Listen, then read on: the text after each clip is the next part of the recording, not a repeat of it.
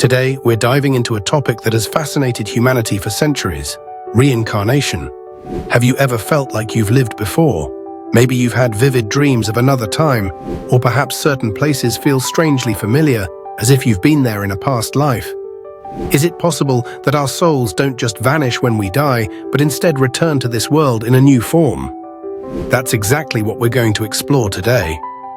Before we get started, I want to hear from you. Leave a comment below telling me if you believe in reincarnation, or if you've ever experienced something that made you question your own mortality. This is such a profound topic, and I'd love to know where you stand. Now, let's dive deep into the mysteries of life after death and uncover what reincarnation might really mean for all of us. Reincarnation isn't just some new age idea, it's a belief that spans thousands of years and countless cultures. In Hinduism and Buddhism, reincarnation is at the core of their spiritual teachings. They believe that our actions in this life determine our next incarnation through karma. If you live a good life, you might come back as someone wise or powerful. But if you cause harm, well, let's just say you might end up as something less desirable. Even outside Eastern traditions, reincarnation shows up in surprising ways. Ancient Greeks, like Pythagoras, believed in the transmigration of souls. He claimed he could remember his past lives, including one where he was a warrior in the Trojan War. And here's something even more intriguing. Many indigenous tribes around the world have stories of ancestors returning as animals or even plants. It's almost as if reincarnation is embedded in the collective consciousness of humanity. But here's the thing, what if reincarnation isn't just a religious concept? What if there's actual evidence to support it? One of the most compelling cases comes from the research of Dr. Jim Tucker, who studied a 7-year-old boy who claimed to remember being one of the victims of the September 11th attacks on the Twin Towers. The boy described working in an office with a view of the Statue of Liberty and feeling overwhelming fear as the building shook and smoke filled the air. He even recalled trying to escape, but ultimately perishing in the collapse. When his parents investigated, they found that many of his statements matched historical records of the event. This wasn't just a random story, it was a detailed account that seemed to defy coincidence. Now let me share something that might make you think even deeper about what happens after we die. There's a theory about beings known as the Lords of Karma. These entities are said to meet us after death, presenting us with a summary of our lives. They highlight our negative actions, showing us where we went wrong, so that we can return to the physical world to learn and grow. Honestly, I'm not sure what to make of this theory myself. Do these beings exist? Are they symbolic representations of universal laws? Or are they simply part of human imagination trying to make sense of the unknown? I'd love to hear your thoughts in the comments. Do you believe in the Lords of Karma, or does this sound far-fetched to you? Personally, I lean towards skepticism, but I remain open-minded because, let's face it, there's still so much we don't understand about life, death, and what lies beyond. Speaking of which, there's a fascinating story that ties into this discussion. A near-death experience shared by a Spanish woman who survived a severe case of COVID-19. She was in a coma for 21 days, and during that time, she claims to have journeyed through different planes of existence. What's remarkable about her account is how she described these realms as being shaped by personal beliefs. In simple terms, she said that if you believe in Jesus, you'll encounter Jesus. If you believe in Allah, you'll see Allah. Her conclusion was that all paths lead to the same divine truth, a grand plan orchestrated by the Creator for all beings in the universe. While I couldn't verify her exact story, it aligns with countless other near-death experiences where people report encountering figures or visions tied to their faiths. It makes me wonder, is our perception of the afterlife merely a reflection of our earthly beliefs?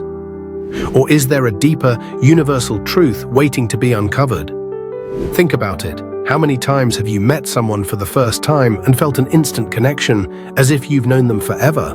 Or maybe you visited a place that felt oddly familiar, despite never having been there before. Could these be echoes of past lives?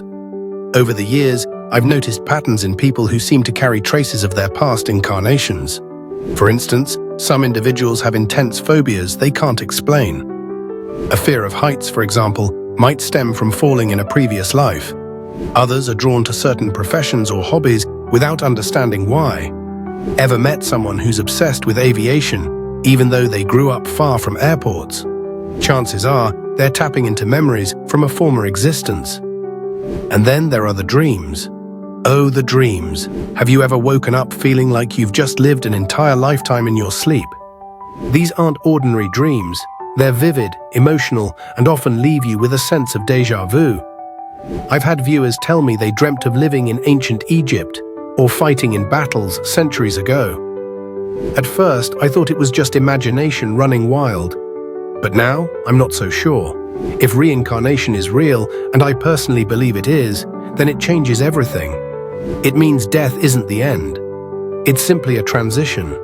Every challenge, every triumph, every moment of joy or pain contributes to the evolution of your soul. Think of it like climbing a mountain. Each life is a step higher, bringing you closer to enlightenment. This perspective also helps us make sense of suffering. Why do bad things happen to good people? From a reincarnational standpoint, it's not punishment, it's growth. Your soul chooses experiences that will teach you valuable lessons, even if those lessons are painful. Trust me, I know how hard it is to accept this when life feels unfair. But once you embrace the idea that your soul is eternal, everything starts to fall into place. So, how do you access these hidden memories? There are several techniques I've tried myself, and I'll share them with you. First, meditation is key. Find a quiet space, close your eyes, and focus on your breath. Ask yourself, who was I before this life? Don't force anything. Just let the answers come naturally. Sometimes images or emotions will surface, giving you clues about your past. Another method is regression therapy. Under the guidance of a trained professional, you can enter a hypnotic state to explore memories buried deep within your subconscious. I've heard incredible stories from people who've done this, including one woman who discovered she'd been a healer in medieval Europe. She later realized her current career as a nurse was no accident. It was a continuation of her soul's purpose.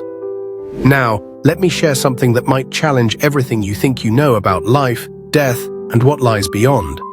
There's a growing body of anecdotal evidence suggesting that some individuals not only recall past lives, but also claim to have encountered otherworldly beings during pivotal moments between lifetimes. One particularly striking account comes from a man named James Leininger, whose case has baffled researchers worldwide. As a young child, James began having vivid nightmares about being trapped in a burning plane. He would scream out details like Corsair and Natoma Bay, which initially seemed nonsensical to his parents, until they discovered these were references to World War II aircraft carriers and squadrons. Through further investigation, they traced James's memories to a deceased fighter pilot named James Houston Jr., who had died in combat under circumstances eerily similar to the boy's descriptions. Skeptics argue this could be coincidence or subconscious absorption of information, but others believe it points to something far deeper, the possibility that our souls carry imprints of past identities. What makes this even more controversial is the implication that consciousness itself may transcend physical existence entirely. If true, then perhaps we are all part of an infinite cycle of learning, growth, and transformation, one where death is merely a doorway rather than an endpoint. This raises profound questions. Are we simply vessels for timeless souls? And if so, how does free will factor into this grand design? I don't pretend to have all the answers, but stories like James's force us to reconsider what we thought was possible. Reincarnation challenges us to rethink everything we thought we knew about life, death, and the soul. Whether you see it as a spiritual truth or simply a metaphor for personal growth, the idea that we carry fragments of our past lives within us is undeniably powerful. Next time you feel inexplicably drawn to something, a place, a person, or even a hobby, ask yourself, could this be a thread connecting me to my past? If you found this exploration meaningful, share it with others who might need to hear it. And don't forget to subscribe for more content exploring the mysteries of existence. Remember, we're all part of something much bigger than ourselves, and sometimes the answers lie not in the future, but in the echoes of our past. Before you go, check out one of the videos appearing on your screen now. They'll perfectly complement what you've learned today.